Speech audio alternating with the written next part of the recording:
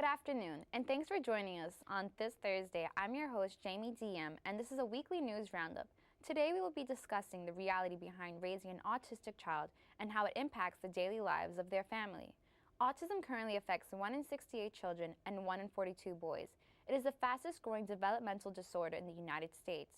Families who have a child with autism usually spend around $60,000 a year taking care of them. Boys are 5 times more likely than girls to have autism. So far, there is no medical detection for it. I had the pleasure of interviewing Lucinda Alonso, a mother of an autistic teenager who has been through the ups and downs of raising a child with autism. Her son, Joseph Alonso, is now 15 years old, was first diagnosed at the age of 2. Here's what Mrs. Alonso had to say when first finding out her son had been diagnosed.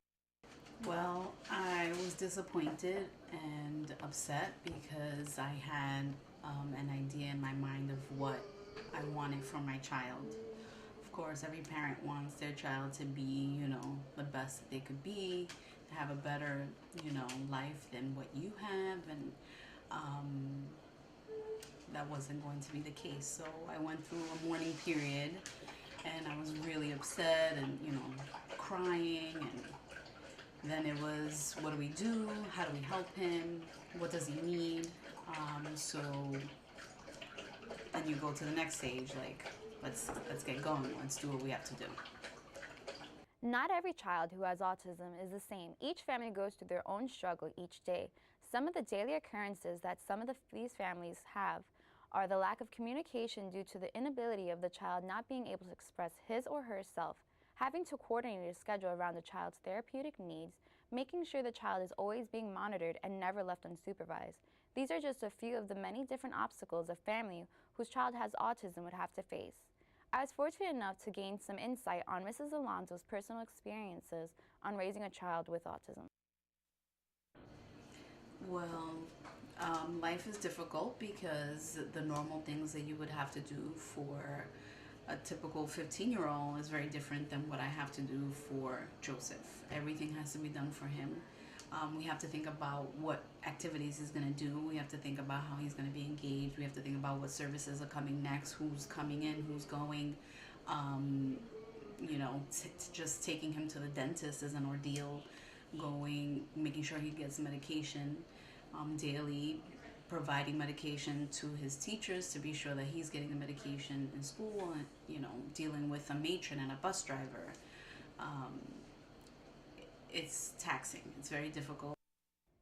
I then asked Mrs. Alonso if she had any advice for the viewers at home whose children have recently been diagnosed with autism. Here's what she had to say. My advice is research.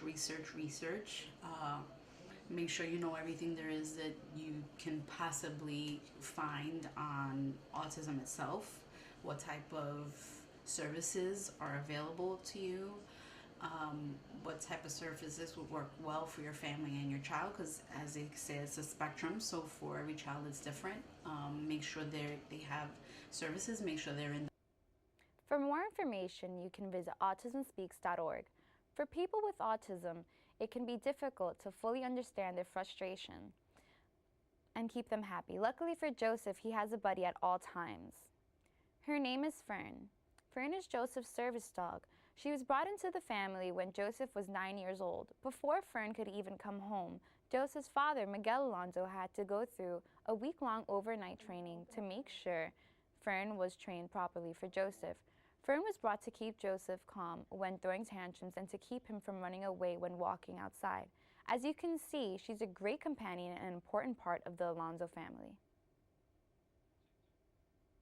In other news, this past weekend, New York City has faced a large amount of gun violence, leaving 3 dead, 23 wounded, and 21 shootings. This amount of violence does not make many New Yorkers feel safe.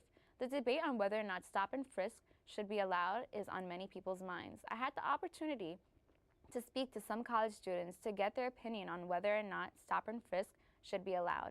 Here's what they had to say. How do you say it? It's sort of like a way around, it's basically justifying racism. It allows you to stop African Americans, a few Hispanic men, and then be able to just harass them and target them with sort of like the way society views it. I think that it does need reform, but I think that we can't just get rid of it completely.